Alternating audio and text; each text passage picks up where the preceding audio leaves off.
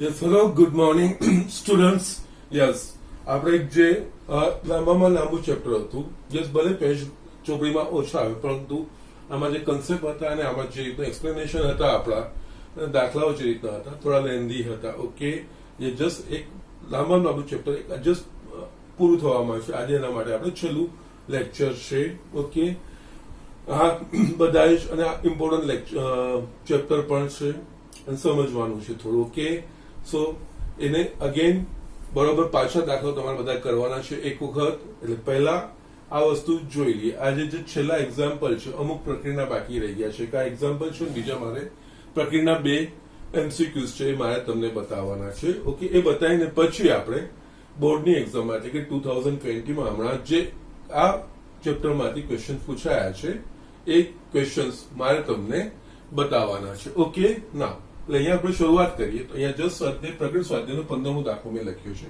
આપણે વાંચી લઈએ શું છે. અહીંયા ગણ A બરાબર -1012, B બરાબર -4 -202 છે અને વિધેયો F, G એટલે કે F અને G બંને માટે પ્રદેશ ને સપ્રદેશ સમાસ છે. અહીંયા F અને G A to B f of x x2 - x x belongs to A અને g of x 2 x - 1/2 -1 x belongs to A દ્વારા વ્યાખ્યાયિત છે. ઓકે ઓકે, F અને G સમાન વિધેયો છે. તમારા જવાબની યથાર્થતા ચકાસો. એટલે આ બે વિધેયો સમાન છે કે નહીં એ ચકાસવાનું છે અને આપણે બતાવવાનું છે કે કેવી રીતે સમાન થાય છે. ઓકે, ના એના માટે તમને ચોપડીમાં નોટ પણ આપી છે ને અહીંયા હું લખું પણ છું. પણ પહેલા છે ને આ બંને વિધેયને હું અલગ અલગ રીતે લખું છું. એટલે કેવી રીતે અહીંયા F A to B f of x is equals to x2 - x प्रत्येक x belongs to A तथा g A to B g of x is equals to 2 x - 1/2 -1 प्रत्येक x belongs to A. Okay, આ રીતે આપણને આ બે વિધેય આપ્યા છે. ઓકે, ના હવે બે વિધેયો સમાન બતાવવા એમ જોવા જઈએ તો અહીંયા f of x અને g of x ના સૂત્રો આપણને અલગ અલગ લાગે. એટલે આપણને પ્રથમ દ્રષ્ટિએ એવું લાગે કે બંને વિધેયો સમાન નથી, પણ વિધેય સમાન થવા માટેની એક શરત છે એ હું અહીંયા લખું છું. વિધેય સમાન થવા માટે જે વિધેયો હોય ને એ વિધેયોના પ્રથમ શરત તો કે એમના પ્રદેશ સમાન હોવા જોઈએ. અહીંયા f નો પ્રદેશ અને g નો પ્રદેશ સમાન છે. ઓકે, એના પછી આ બંનેના પ્રદેશના પ્રત્યેક ઘટક માટે જો f of x અને g of x ના મૂલ્યો સમાન મળે, એટલે કે આમાં જો હું -1 લઉં અને આના હેઠળ આનું જો પ્રતિબિંબ મળે એ જ -1 જો હું આમાં લઉં તો એના હેઠળ જો આ પ્રતિબિંબ મળે, જો બંને બધા જ ઘટકો માટે સમાન હોય તો આ વિધેય સમાન છે એવું આપણે કહી શકીએ. એટલે અહીંયા હું ફર્સ્ટ લખું છું, જો વિધેય f અને g માટે domain of f is equals to domain of g. એટલે આ ડોમેન એટલે ઇંગ્લિશમાં આપણે ડોમેન કહીએ છીએ પ્રદેશને, આ સંકેત છે માટે ડોમેન ઓફ f બરાબર ડોમેન ઓફ g હોય તથા પ્રત્યેક x belongs to domain of f. અહીંયા સમાન છે એટલે અહીંયા ડોમેન ઓફ g કે ડોમેન ઓફ f માટે જો f of x is equals to g of x થાય તો વિધેયો f અને g સમાન વિધેયો છે એમ કહેવાય. ઓકે, ના અહીંયા વિધેય એટલે બીજું કે નહીં, ક્રમયુગ જોડો xy. એટલે x એટલે કેવી રીતે કે જો f of x હોય તો અહીંયા x આમાંથી ઘટક લઈએ, એને અનુરૂપ આપણે જે f of x શોધીશું એનું ક્રમિક જોડનો y ઘટક એ રીતે કહેવાય.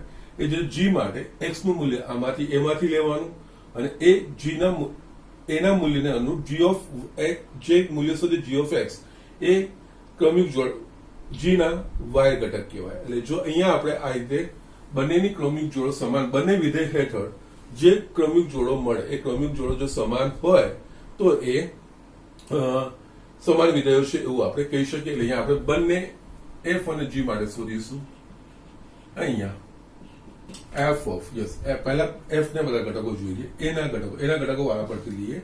અહીંયા f of -1 is equals to અહીંયા f of x જે રીતે વ્યાખ્યાયિત કર્યું છે, f of -1 લીધું, એફ ઓફ એક્સ છે એક્સ ની જગ્યાએ આપણે જમણી બાજુ -1 લેવાનું એટલે અહીંયા -1 નો square minus -1 is equals to -1 નો સ્ક્વેર એટલે 1 minus minus plus 1 is equals to 2 એટલે આ થયું x બરાબર -1 માટે f ઓફ -1 બરાબર 2 મળે એટલે આ એક ક્રમયુગ જોડ f ની ક્રમયુગ જોડ -1 અને 2 છે એવું આપણે કહેવાય એ જ રીતે બીજા ઘટકો માટે જોઈએ તો f of 0 okay f of 0 એટલે અહીંયા f ઓફ x બરાબર x સ્ક્વેર માઇનસ x પરથી અહીંયા 0 નો square minus 0 0 minus 0 is equals to 0 yes ત્રીજો ઘટક કયો છે f ઓફ 1 એટલે અહીંયા f of 1 yes f of x ના સૂત્ર પરથી આપણે 1 square minus 1 1 minus 1 is equals to 0 yes હવે કયો ઘટક બાકી રહ્યો 2 એટલે અહીંયા f of 2 is equals two f of x ના સૂત્ર પરથી x સ્ક્વેર માઇનસ 1 એટલે અહીંયા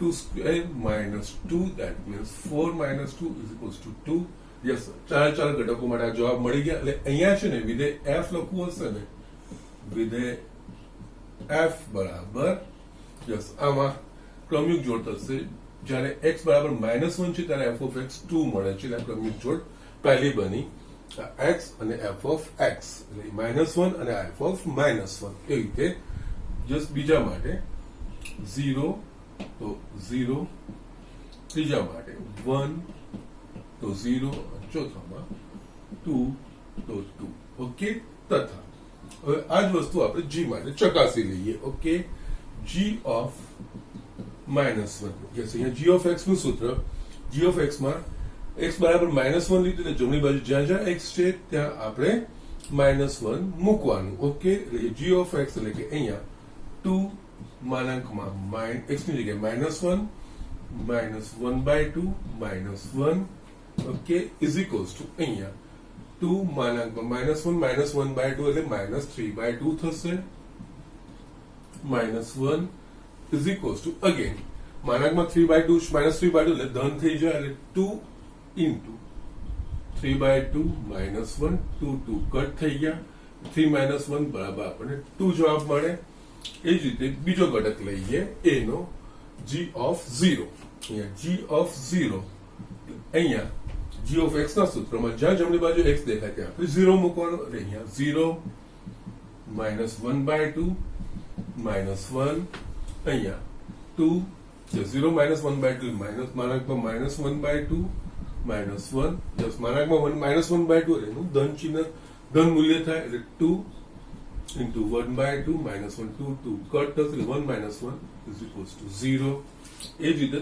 થર્ડ માટે આપણે જોઈએ g of 1 g of 1 is equals to 2 માનાંકમાં x ની જગ્યાએ આપણે અહીંયા 1 મૂકવાનું છે 1 -1/2 -1 2 માનાંકમાં 1/2 -1 યસ આ તો ધન જ છે 2 into 1/2 -1 is equals to 0 છેલ્લું આપણા પાસે છે g of 2 2 યસ અહીંયા 2 -1/2 -1 2 -1/2 એટલે માનાંકમાં 3/2 -1 યસ અહીંયા તો ધન જ છે એટલે કોઈ પ્રોબ્લેમ નથી -1 એટલે આ આવશે 2 એટલે અહીંયા વિધેય g બરાબર યસ આની ક્રમિક જોડ થશે -1 2 યસ જેમ ઉપર લખી પ્રમાણે 0 0 1 0 અને 2 2 અહીંયા આને આપણે પરિણામ 1 કહીએ અને પરિણામ 2 કહીએ ઓકે એટલે પ્રદેશના તમામ ઘટકો માટે વિધેય f ની ક્રમિક જોડ શું છે -1 2 0 0 1 0 2 2 છે યસ અહીંયા પણ આ જ વસ્તુ છે -1 2 -1 2 0 0 1 0 યસ બંનેની સમાન થઈ જાય છે યસ માટે આ બે વિધેયો સમાન છે ઓકે પરિણામ 1 અને 2 પરથી આપણે કહી શકીએ કે વિધેયો f અને g સમાન વિધેયો છે ઓકે એટલે અહીંયા જરૂરી નથી કે બે વિધેયો સમાન હોય એના માટે બંનેના સમીકરણો સમાન હોવા જોઈએ એવું કોઈ જરૂરી નથી યસ આ શરત હોવી જોઈએ બંનેના પ્રદેશ સમાન હોવા જોઈએ પ્રદેશનો સમાન વિધેય હોય એના પછી પ્રદેશના પ્રત્યેક ઘટક માટે આપણે યસ જે વિધેય વ્યાખ્યાયિત કરેલા છે જે સમીકરણોથી એના પરથી આપણે કિંમતો શોધવાની એટલે એની ક્રમિક જોડો બને. યસ એટલે બંને વિધેયના જો ક્રમિક જોડો સમાન આવતી હોય તો એ સમાન વિધેયો છે એમ આપણે કહી શકીએ. ઓકે યસ ઝડપથી જોઈ લો. જસ્ટ ટેક્સ્ટ બુક આપણા પાસે જો બી 2 MCQ છે એ મારે તમને બતાવવાના છે. યસ અહીંયા મેં એક 18મો એક્ઝામ્પલ લખ્યો છે. સરસ એક્ઝામ્પલ છે. FR2R ચિહ્ન વિધેય. ઓકે આપણે 11માં ભણી ગયા છે. ચિહ્ન વિધેય એટલે કે સંખ્યાનું ચિહ્ન ધન છે કે ઋણ છે કે શૂન્ય સંખ્યા છે એના પ્રમાણે એનું મૂલ્ય. અહીંયા 3 જ મૂલ્ય હોય. જો x નું મૂલ્ય ધન હોય એટલે શૂન્ય કરતા મોટા તો f of x હંમેશા 1 થાય. એનો મતલબ 1 2 3 4 5 ગમે એટલી કોઈ બી ધન સંખ્યા લેશો તેના માટે f of x બરાબર 1 થશે. x શૂન્ય હોય ત્યારે આપણને મળે x શૂન્ય હોય તો આપણને મળે yes f of 0 equals to 0. x less than 0 એટલે કે ઋણ મૂલ્ય હોય કોઈ બી ઋણ મૂલ્ય f of -1 law, f of -5, f of -lakh તો એનો જવાબ -1 આવે. એટલે અહીંયા જસ્ટ ચિહ્ન પ્રમાણે ખાલી એના મૂલ્યો યસ 1 -1 કે શૂન્ય છે. બીજું GR2R મહત્તમ પૂર્ણાંક વિધેય g of x is equals to 1. મહત્તમ પૂર્ણાંક વિધેય તમને ખબર છે. ઓકે અહીંયા લખ્યું બી છે x અથવા x થી નાના પૂર્ણાંકો પૈકી મહત્તમ પૂર્ણાંક દ્વારા. ઓકે એટલે કે અહીંયા જે અંદર સંખ્યા હોય એમાં જો પૂર્ણાંક હશે તો પૂર્ણાંક જ જવાબ આવશે. પણ પૂર્ણાંક સિવાયની જે સંખ્યા હશે તો એનામાંથી જે એનાથી નાનો હોય એવો એનો નજીકનો મોટામાં મોટો પૂર્ણાંક જે હોય એનો જવાબ આવે. ઓકે તો f in g of a open interval 0 to close interval 1 એટલે કે શૂન્યથી મોટી અને 1 કે 1 થી નાની એ સંખ્યાઓ માટે એકના એક એટલે કે સમાન છે એવું આપણે જસ્ટ જવાબ ચકાસવાનો છે. હોય તો હા, ના તો નહીં. યસ કહી પણ શકીએ, ના પણ કહી શકીએ તો સંદિગ્ધ કહેવાય. સંયોજિત વિધેયનું અસ્તિત્વ નથી એવું કહેવાય. ઓકે નાઉ અહીંયા જસ્ટ આ બધા ઓપ્શનમાંથી કયું ઓપ્શન સુધી સુધી નીકળી જાય એવું છે તો કે સંયોજિત વિધેયનું અસ્તિત્વ નથી. કારણ કે અહીંયા છે ને જોઈએ તો યસ FOG ક્યારે અસ્તિત્વ ધરાવે કે જ્યારે g નો વિસ્તાર એ f ના પ્રદેશનો ઉપગણ થાય તો એ FOG વ્યાખ્યાયિત છે એ પ્રમાણે શરત છે. એ જ રીતે GOF ક્યારે થાય તો કે યસ f નો વિસ્તાર g ના પ્રદેશનો ઉપગણ હોય તો એ GOF વ્યાખ્યાયિત થાય. જ્યારે અહીંયા શું છે FR2R છે g એટલે r એ r નો ઉપગણ હોય જ એટલે FOG in GOF એ તો વ્યાખ્યાયિત થાય છે જ. ઓકે તો નાવ અહીંયા g નો પ્રદેશ એ f ના પ્રદેશનો ઉપગણ હોય એ રીતે આપણે કહીએ તો આપણે FOG કે GOF એ રીતે આપણે વ્યાખ્યાયિત થાય એ તો આપણે લેતા હોઈએ છીએ. ઓકે નાવ એટલે અહીંયા આ વસ્તુ આપણે કરવાની હોય. ઓકે નાવ એટલે અહીંયા FOG અને GOF નું જે મેં આપણે બેઝિક છે એ વસ્તુ એના પ્રમાણે સંયોજિત વિધેય તો વ્યાખ્યાયિત થાય છે. કારણ કે R2R છે R2R છે there is no problem. Okay નાવ એટલે આ વસ્તુ થઈ ગઈ આપણા પાસે. ઓકે એટલે આ વસ્તુ ના આવે બાકીના માટે વિચારવાનું હોય અને આના માટે 0 to 1 માટે આપણે વિચારવાનું છે. ઓકે ઓપન એટ 0 અને 1 એટલે અહીંયા જસ્ટ એના માટે આપણે બંને વસ્તુઓ શોધીએ. ઓકે આના પહેલા છે ને f of x લખ્યું છે ને g of x અહીંયા વ્યાખ્યાયિત કરીને તમને બતાવું. g of x is equals to મહત્તમ પૂર્ણાંક x. એટલે એનો અર્થ શું થાય કે જો 0 less than equals to x less than 1 એટલે 0 x નું મૂલ્ય શૂન્ય કે શૂન્ય કરતા મોટું ને 1 કરતા નાનું હોય તો આનું મૂલ્ય આવે 0. 1 less than equals to x less than 2 1 કરતા મોટું ને 2 તો આનું મૂલ્ય 1. એ જ રીતે 2 less than equals to x less than 3 એના માટે 2 અને આ રીતે આગળ વધતું જાય અને ઉપર -1 less than x less than 0 તેના માટે -1 યસ એ રીતે આગળ વધતું જાય. ઓકે આ આખું આ રીતે મહત્તમ પૂર્ણાંક વિધેય વ્યાખ્યાયિત થાય. ઓકે નાઉ અહીંયા આપણે હવે just yes x belongs to 0 to 1 માટે. ઓકે નાઉ અહીંયા આપણે જોઈએ તો યસ પહેલા આપણે f of g of x એટલે કે અહીંયા આપણે f of g of x. Okay નાઉ એનો અર્થ f of g of x. Now g of x શું છે તો કે મહત્તમ પૂર્ણાંક વિધેય એટલે કે આપણે અહીંયા લખીએ f of મહત્તમ પૂર્ણાંક વિધેય x. ઓકે નાઉ અહીંયા હવે આપણે જોઈએ તો આનો અર્થ શું થશે અહીંયા x ના આ મૂલ્ય માટે ચકાસવાનું છે. એટલે અહીંયા 0 લેસ ધેન એક્સ, એટલે કે અહીંયા આપણે આ પોર્શન શામાં આવશે? ઓકે, એટલે કે આ પોર્શન આમાં આવશે, પણ એકનો સમાવેશ પાછું અહીંયા આવશે.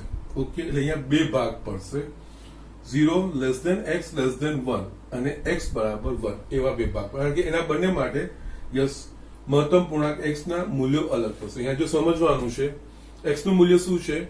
0 કરતા મોટું અને 1 કે 1 કરતા નાનું. હવે અહીંયા આપણે જે એફ ઓફ મહત્તમ પૂર્ણાંક એક્સ શોધવાનો છે, પણ મહત્તમ પૂર્ણાંક એક્સ ના મૂલ્યો અહીંયા 0 થી 1 માટે શું આવશે એ આપણે ચકાસવું પડશે. એટલે એના માટે આપણે જોઈએ તો અહીંયા યસ જો 0 થી અહીંયા આપણા બંને જોઈએ. યસ આમાં એકનો સમાવેશ નથી થતો, જ્યારે આમાં એકનો સમાવેશ થાય છે.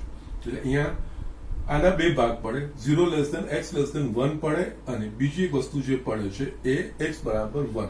એટલે અહીંયા શું થશે? આ બે રીતે લખાશે, f of yes 0 less than x less than 1 માટે 0 થશે. એટલે એફ ઓફ 0 જો x belongs to 0 to 1 અને f of 1 જો x is equals to 1 પર ક્લોઝ છે. યસ એક કરતા નાની કિંમતો માટે મહત્તમ પૂર્ણાંક 0 થશે, પણ એક માટે મહત્તમ પૂર્ણાંક 1 થશે. એટલે આ ના બે મૂલ્યો શક્ય બનશે. આમાં એકનો સમાવેશ નથી થતો, એટલે એના માટે 0 આવશે. x બરાબર માટે 1 લેવું પડશે. એટલે અહીંયા આપણે જોઈએ તો હવે f of 0 અને f of 1 yes f of 0 x બરાબર f of 0 બરાબર આપણને શું મળે? 0. એટલે આ થાય 0 અને f of 1 એટલે કે ધન ચિહ્ન વિધેય પ્રમાણે આ ધન મૂલ્ય છે, એટલે f of 1 એટલે આ કેટેગરીમાં x ગ્રેટર ધેન 0 માં આવે, એનું પરિણામ શું આવશે? 1. એટલે અહીંયા 1. અહીંયા જો x belongs to 0 to 1 હોય તો f of g of x મૂલ્ય 0 અને જો x બરાબર 1 હોય તો f of g of x નું મૂલ્ય 1 આ રીતે લખાશે. ઓકે, નાઉ તથા આપણે g of f જોઈએ, g of f of x એટલે g of f of x yes f of x શું છે આપણા પાસે? યસ ચિહ્ન વિધેય છે. ઓકે, અને x ના કયા મૂલ્ય માટે જોવાનું છે? 0 કરતા મોટું, એટલે આમાં 0 નો સમાવેશ નથી થતું, અને 1 1 કરતા નાનું. એનો મતલબ x ના મૂલ્યો કેવા થશે? અહીંયા ધન કિંમતો થશે. યસ ધન કિંમતો હોય તો x ગ્રેટર ધેન 0 કહેવાય. એટલે ધન કિંમતો માટે f of x શું લખાય? 1 લખાય. એટલે અહીંયા g of 1 લખાશે, કારણ કે x belongs to 0 to 1 માટે x greater than 0. x greater than 0 એટલે f of x નું મૂલ્ય 0 થી 1 માટે 1 લખાશે. યસ હવે g of 1 આવી ગયું. g of 1 એટલે અહીંયા g of x બરાબર માનાંકમાં x છે, એટલે અહીંયા થશે સોરી મહત્તમ પૂર્ણાંક 1 એકનો મહત્તમ પૂર્ણાંક એટલે 1. એટલે અહીંયા g of f of x is equals to 1. અહીંયા x belongs to 0 to 1. Okay, નાઉ અહીંયા આપણે જોઈએ પરિણામ 1 અને પરિણામ 2 યસ સમાન આવે છે કે અલગ અલગ આવે છે? તો યસ અહીંયા x બરાબર 1 માટે બરોબર છે, પણ 0 થી 1 માટે બંનેના પરિણામો અલગ અલગ આવે છે, જ્યારે આમાં આખામાં 1 આવે છે. એટલે માટે આ સમાન વિધેયો નથી. 1 અને 2 પરથી x belongs to 0 to 1 માટે f of g is not equals to g of f. Okay, just આ વસ્તુનું ધ્યાન રાખવાનું. સંયોજિત વિધેય છે, પણ સંયોજિત વિધેયમાં બી કિંમતો રિસ્ટ્રિક્ટ કરી છે 0 થી 1. એટલે 0 થી 1 માટે જ આ g of x નું અહીંયા વિચાર્યું છે. એના માટે યસ 0 થી 1 માટે 0 અને યસ 1 માટે 1 એ રીતનું. અને અહીંયા f of x 0 થી 1 એટલે ધન મૂલ્ય થઈ ગયું. એટલે f of x માં ધન મૂલ્ય માટે આપણે એનું f of x નું મૂલ્ય 1 થાય અને એના પ્રમાણે આપણે આગળ શોધવાનું છે. ઓકે, જસ્ટ ઇમ્પોર્ટન્ટ એક્ઝામ્પલ છે અને થોડું સમજવાનું છે. એટલે કે અહીંયા યસ સમાન છે તો કે ના, આ બી ઓપ્શન આપણને સાચું છે એ આપણે કહી શકીએ. Okay, so these are the things. આ રીતે આપણે દાખલાઓ કરવાના હોય છે. ઓકે, જસ્ટ ઝડપથી આ લખી લો. એક છેલ્લો એક્ઝામ્પલ તમને બતાવી. યસ, અહીંયા એક છેલ્લો આ ચોપડી તમારો ટેક્સ્ટ બુક નો એક્ઝામ્પલ છે. ગણ એ બી પર દ્વિક્રિયાઓની સંખ્યા. ઓકે, આનું છે ને આપણે વ્યાપક પરિણામ મેળવીએ છીએ. ઓકે, એટલે જેનાથી અહીંયા ગમે એટલા ઘટકો હોય તો ડાયરેક્ટ જવાબ કઈ રીતે લખાય અને કઈ રીતે પરિણામ આવે છે આપણે જોવાનું છે. ઓકે, ના અહીંયા છે ને દ્વિક્રિયા આપણને ખબર છે એ એક વિધેય જ છે. ઓકે, કારણ કે દ્વિક્રિયા વિધેય હોવું જ જોઈએ તો જે દ્વિક્રિયા બાકી કહેવાય નહીં. ઓકે, તો આપણે પહેલા છે સિમ્પલ એક વિધેયનું ઉદાહરણ જોઈએ. ઓકે, વિધેય કેટલા બને છે પછી દ્વિક્રિયા પર કેવી રીતે. ઓકે, ધારો કે yes f a to b દ્વારા વ્યાખ્યાયિત વિધેય હોય તથા a બરાબર x1 x2 x3 dash dash dash x m. Okay, now and b બરાબર y1 y2 y3 up to yn. Okay, now અહીંયા ગણ a માં ઘટકોની સંખ્યા કેટલી તો કે n of a is equals to m. ગણ b માં ઘટકોની સંખ્યા n of b is equals to n. now વિધેયની વ્યાખ્યા પ્રમાણે શું તો કે પ્રદેશમાં પ્રત્યેક ઘટક માટે એક અનન્ય ઘટક સપ્રદેશમાં હોવો જોઈએ. એટલે કે આ x1 એ અમારી કોઈ પણ એક સંખ્યા સાથે જોડાઈ શકે. ઓકે, એટલે અહીંયા યસ કુલ વિધેયોની a થી b પરના કુલ વિધેયોની સંખ્યા એ આપણે શોધવી હોય. ઓકે, તો અહીંયા આપણે યસ x1 એ n માંથી કોઈ એટલે કે x1 એ પ્રદેશના ઘટકો લખું છું એ આ n માં રીતે જોડાઈ શકે છે. યસ, એ જ રીતે આનો બીજો ઘટક x2 તો આમાંથી કોઈ પણ એક જવાબ આના સાથે જોડાય એટલે એની પસંદગી આપણે n રીતે કરી શકીએ. યસ, એ રીતે કરતા જશો તો xm એ પણ આપણે n ઘટકમાંથી કોઈ એક પસંદ કરી શકીએ. એટલે આ બધાનો ગુણાકાર કરીએ તો યસ અહીંયા n નો ગુણાકાર કેટલી વાર થાય તો n raised to m. n no m વખત ગુણાકાર થયો એટલે અહીંયા કુલ વિધેયોની સંખ્યા n raised to m જ્યાં m એ એના ઘટક એટલે પ્રદેશના ઘટકોની સંખ્યા અને n એ સપ્રદેશના ઘટકોની સંખ્યા. આવા કુલ શક્ય સંબંધો બને. ઓકે, ના અહીંયા હવે આપણે દ્વિક્રિયા પર જઈએ. ઓકે, ધારો કે સ્ટાર એ ગણ a પર વ્યાખ્યાયિત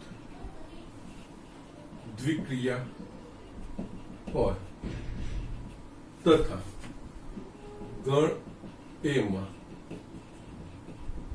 ઘટકોની સંખ્યા n હોય તો આપણે star yes a cross a to a દ્વારા વ્યાખ્યાયિત કરી શકીએ. ઓકે, નાવ હવે અહીંયા જે a ટુ b છે એ જ એની જગ્યાએ અહીંયા a cross a to a અહીંયા a ના ઘટકો છે m, b ના ઘટકો છે n અને કુલ વિધેયોની સંખ્યા એટલે આપણે n raised to m એવું આપણે લખીએ છીએ. યસ, એટલે અહીંયા આપણે કમ્પેર કરીશું તો જો અહીંયા a માં હોય તો a ક્રોસ a માં ઘટકો કેટલા થાય. હવે અહીંયા n of a cross a એટલે કે એ બંનેના ક્રમિક જોડમાં ઘટકોની સંખ્યા એનો મતલબ n of a into n of a. અહીંયા આપણે એ ગણમાં ઘટકોની સંખ્યા કેટલી લીધી છે n એટલે કે અહીંયા n into n is equals to n square એટલે અહીંયા થઈ ગયું n of a cross a is equals to n square. એટલે આના પ્રદેશમાં ઘટકોની સંખ્યા કેટલી થશે n square. ઓકે, યા સ્ટારના પ્રદેશમાં ઘટકોની સંખ્યા. ઓકે, નાવ એ જ રીતે સ્ટારના સહપ્રદેશમાં ઘટકોની સંખ્યા. એ સહપ્રદેશ કયો થયો a એટલે અહીંયા n of a. Yes, a માં ઘટકોની સંખ્યા કેટલી છે n. એટલે હવે તમે જો આને કમ્પેર કરો, આમાં ઘટકો હતા m અને આમાં ઘટકો હતા n એટલે કુલ વિધેયો કેટલા બન્યા તો આપણા પાસે n raised to m અહીંયા આમાં ઘટકો બન્યા n સ્ક્વેર અને આમાં ઘટકો n, તો યસ માટે ગણ જો ગણ A માં ઘટકોની સંખ્યા n હોય તો ગણ A પરના શક્ય દ્વિક્રિયાઓની સંખ્યા બરાબર યસ અહીંયા આપણે m ની જગ્યાએ n સ્ક્વેર લેવાનું અને b માં જે છે n એટલે અહીંયા n raise to n square. અહીંયા n રેઝ ટુ m છે કારણ કે પ્રદેશમાં ઘટકોની સંખ્યા n છે, સપ્રદેશમાં n છે. જો ગણ A પર દ્વિક્રિયા પણ એક વિધેય જ છે એટલે વિધેયનું લોજિક જ અહીંયા આપણે એપ્લાય કરવાનું છે, બીજું કંઈ જ નથી. પણ અહીંયા જો ગણ A પર દ્વિક્રિયા વ્યાખ્યાયિત કરે તો પ્રદેશ છે A નો કાર્ટેશિયન ગુણાકાર થાય અને ગણ A માં જો ઘટકોની સંખ્યા n હોય તો તેના કાર્ટેશિયન ગુણાકારમાં ઘટકોની સંખ્યા n ગુણ્યા n n સ્ક્વેર થાય અને એનો જવાબ પાછો A માં એટલે કે સપ્રદેશમાં ઘટકોની સંખ્યા n હોય એટલે અહીંયા જે રીતે અહીંયા આપણે n રેઝ ટુ m લખ્યું તે રીતે અહીંયા n raise to n square એ રીતે થાય. જસ આ વ્યાપક પરિણામ કહેવાય. યસ, હવે અહીંયા આવી તમારે યાદ રાખવાનું છે અને આ દાખલો ઘણી વાર પૂછાતો હોય છે, બહુ વાર રિપીટ થઈ ગયો છે, બોર્ડમાં ઘણી બધી વાર પૂછાઈ ગયું. ખાલી કોઈમાં ઘટક 2 લખે, 3 હોય, 4 હોય, એ રીતના અલગ અલગ હોય, બીજું કઈ જ ના હોય. ઘટક આપી દઈએ. અહીંયા આપણે જે ગણ A B પર દ્વિક્રિયાઓની સંખ્યા, આમાં ઘટકોની સંખ્યા કેટલી છે? અહીંયા 2. અહીંયા હવે દાખલો બે લખું છું. અહીંયા ઘટકોની સંખ્યા n બરાબર 2 છે માટે દ્વિક્રિયાઓની સંખ્યા n raise to n square 2 raise to 2 square is equals to 2 raise to 4 is equals to 16. Yes, આ રીતે આ દાખલો થાય. ઓકે, જસ્ટ આ પરિણામ, આ તો જસ્ટ એવું તમારે આ બધી કઈ થિયરીઓ કે યાદ રાખવાની નથી, પણ આ પરિણામ કેવી રીતે આવ્યું એ જો આપણને ખબર પડે, કારણ કે દ્વિક્રિયા એ એક પ્રકારનો વિધેય જ છે એટલે વિધેયનું જે લોજિક છે એ જ મેં એપ્લાય કર્યું. એટલે પહેલા મેં તમને સિમ્પલ વિધેયથી બતાવ્યું. જો ગણ પ્રદેશમાં n ઘટક હોય, સપ્રદેશમાં n ઘટક હોય તો A થી B ના વિધેયોની કેટલા વિધેયો શક્ય બને એ વિધેયોની સંખ્યા n રેઝ ટુ m થાય. એને મેં જસ્ટ દ્વિક્રિયામાં ટ્રાન્સફર કર્યો. દ્વિક્રિયામાં આપણે ક્રોસ પ્રોડક્ટ એટલે કે કાર્ટેશિયન ગુણાકારમાંથી એ ગણ પર જવાનું હોય છે.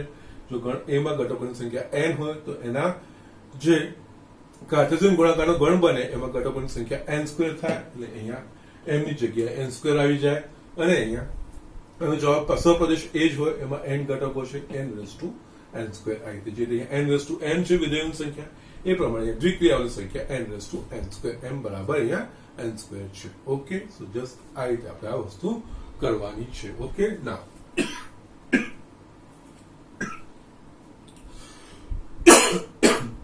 Excuse me. યસ, આ જરૂરથી જોઈ લો એટલે હું તમને આ વખતે બોર્ડમાં જે દાખલા પૂછાયા છે તમને બતાવી દઉં છું. ઓકે, યસ સ્ટુડન્ટ, અહીંયા મેં 3 જે MCQs પૂછાઈ ગયા છે બોર્ડમાં 2020માં એ મેં લખ્યા છે. આપણે એક ક્વેશ્ચન જોઈ લઈએ. ઓકે, નાઉ ગણ n પર દર્શાવેલ સંબંધ ગણ R એ ક્રમયુગ્મ જોડ AB જ્યાં A બરાબર B - 2 B > 6 માટે નીચેના પૈકીનો કયો વિકલ્પ સત્ય છે? એટલે અહીંયા બધા ક્રમિક જોડ બિલોંગ્સ ટુ એટલે કે આ સંબંધ હેઠળ કઈ આ સમીકરણનું સમાધાન કરતી કઈ ક્રમિક જોડ આમાંની કઈ ક્રમિક જોડ આમાં આવે. ઓકે, અને શાના પર વ્યાખ્યાયિત છે? n પર. એટલે A અને B એ બંને એ પ્રાકૃતિક સંખ્યાઓ હોવી જોઈએ. ઓકે, ધન પૂર્ણાંકો હોવા જોઈએ. ઓકે, ના એટલે એના પ્રમાણે આપણે જોઈએ તો પહેલા તો અહીંયા જસ્ટ આ સમીકરણનું સમાધાન કરતી ક્રમિક જોડ A B જ્યાં A B બંને એ n ના ઘટકો હોય એવી બધી જ ક્રમિક જોડ આમાં આવે. પણ અહીંયા છે ને એક વસ્તુ ધ્યાન રાખવાની છે. અહીંયા આપણને કીધું છે B > 6 એટલે કે આ શરતનું પાલન થવું જોઈએ, B નું મૂલ્ય 6 કરતા મોટું હોવું જોઈએ. આ બધી ક્રમિક જોડો AB AB AB જ છે. એટલે અહીંયા તો પ્રથમ તો જે બીજો ઘટક 6 કરતા નાનો હોય એ તો નીકળી જ જશે. ઓકે, 6 કે 6 કરતા 6 8 A બરાબર B - 2 B > 6 નું સમાધાન કરતી ક્રમયુક્ત જોડ છે. યસ, આ ચેક જ કરવાનું છે, એમાં બીજું કઈ બહુ સિમ્પલ વસ્તુ પૂછી છે.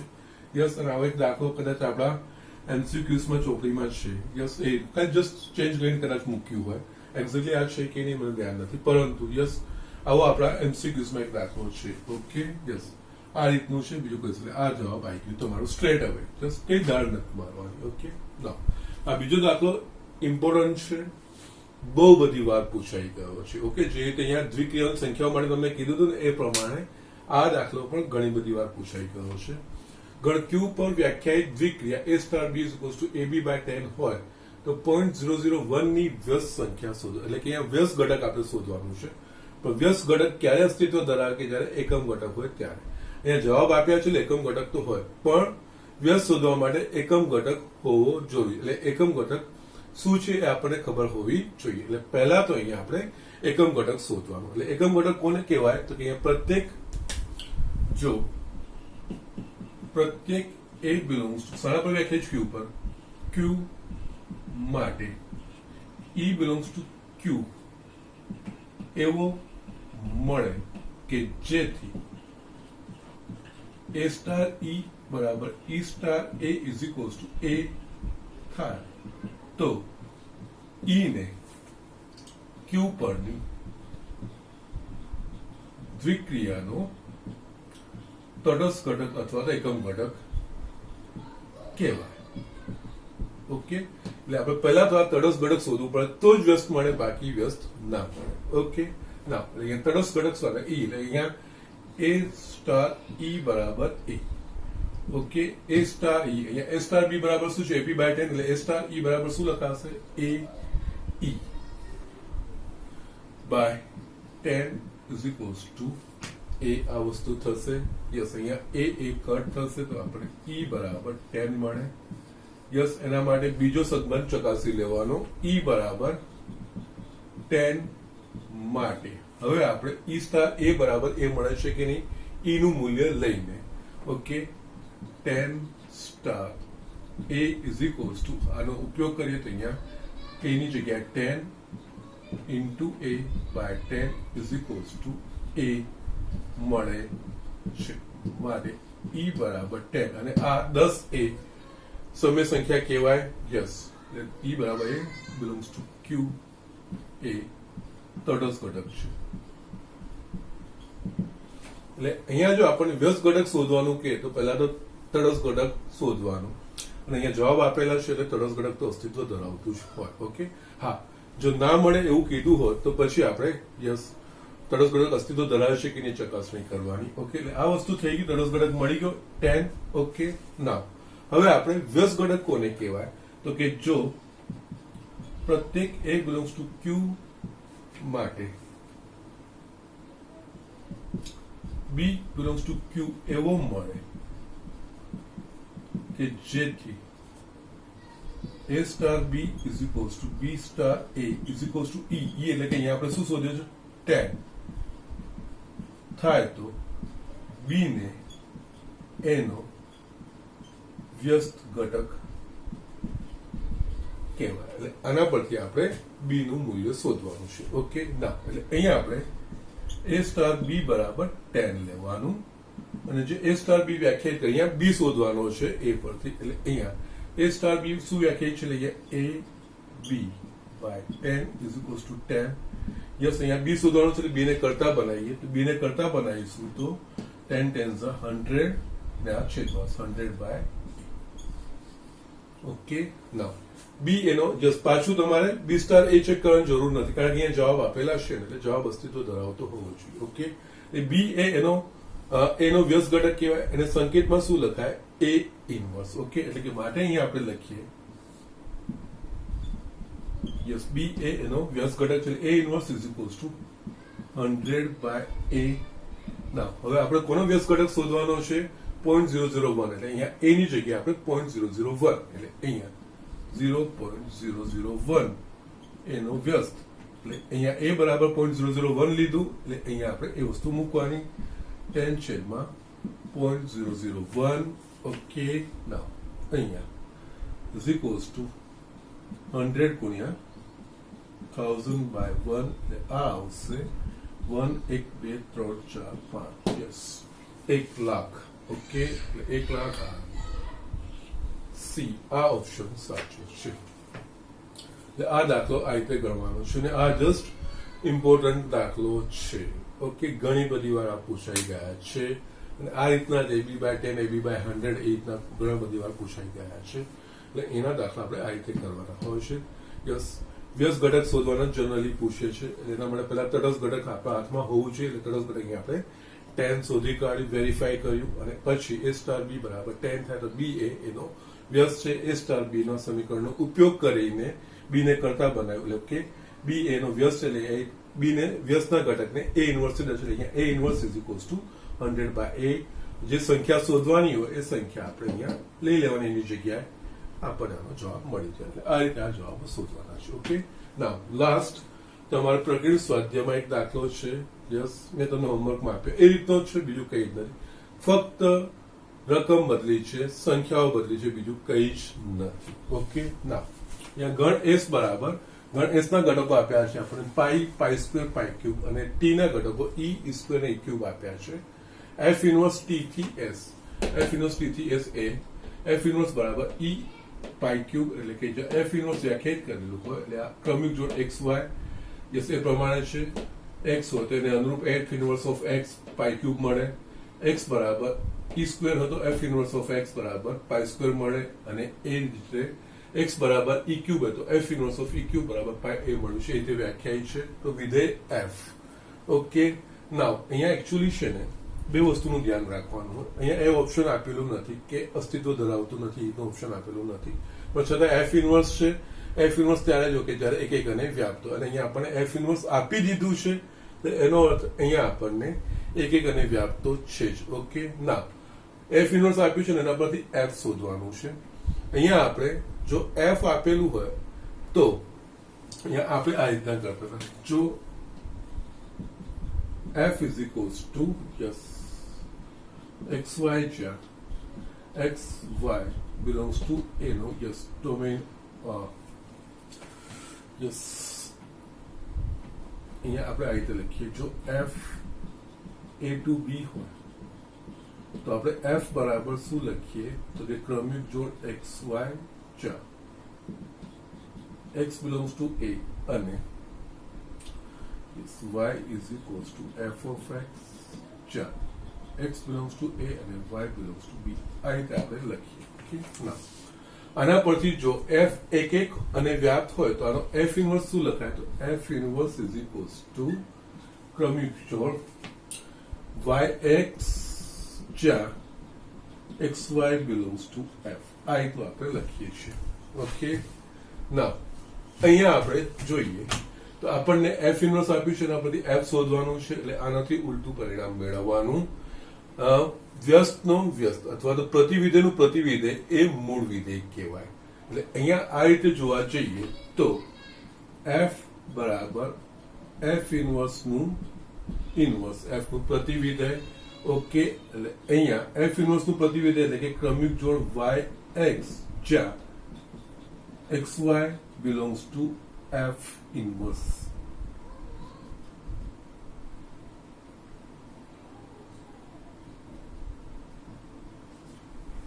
અહીંયા યસ જે F ઇન્વર્સ માં એનાથી ઉલટી ક્રમિક જોડ F ઇન્વર્સ નો F એટલે પ્રતિવિધેયનો પ્રતિવિધેય એ મૂળ વિધેય F કહેવાય. ઓકે, ના આ જ લોજિક અહીંયા એપ્લાય કરવાનું છે. અહીંયા F ઇન્વર્સ આપ્યું છે એટલે F ઇન્વર્સ નું આપણે પ્રતિવિધેય જે થશે એ જ F થશે.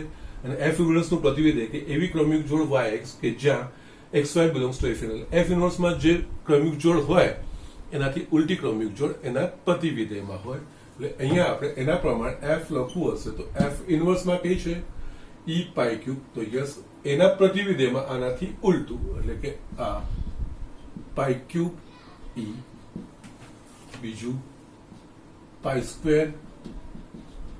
E² અને ત્રીજું π∗E∗ આ F કહેવાય. આમાંથી કયું છે? આમાંથી જોઈએ તો π³ E π² E² π C. C જવાબ સાચો છે. બહુ જ સિમ્પલ પૂછાયા છે આ વખતે બોર્ડમાં, કઈ જ એમાં દાળમાળું નથી પૂછ્યું છે. આ તો જસ્ટ ચકાસણી કરીને જ આવી જાય. ધ્યાન રાખવાનું હોય સંબંધ કઈ રીતનો છે. યસ, આપણે આ એકમ તટસ્થ ઘટક અને વ્યસ્ત ઘટકના ઘણા બધા દાખલા જોયા છે, પણ અહીંયા રકમ માટે પૂછ્યું છે, તો એના માટે છેલ્લે આપણે રકમ મૂકવાની હોય, બીજું કઈ જ નથી.